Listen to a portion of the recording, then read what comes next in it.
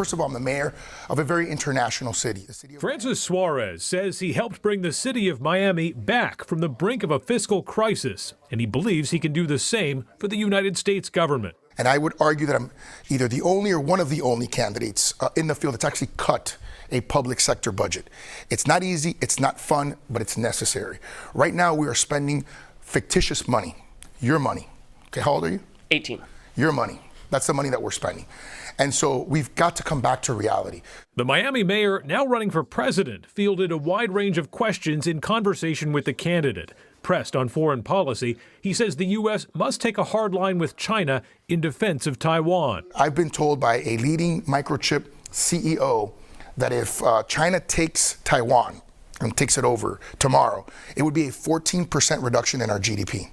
Okay, and that's just a number, right? That's Great Depression type reduction, but that's just a number. That's not even including the devices. Suarez is optimistic he can meet the criteria to make the first Republican presidential debate next week. How do you feel about having to pledge to support the eventual nominee in order to participate, even if that nominee is ultimately former President Trump? Well, many of you who maybe have done research on me know that I did not vote for the former president in 16 or in 20. However, I am a rule follower, and I do believe that if you're going to play by the rules of the party, and this is a partisan contest and process, they set out some rules. I've abided by those rules.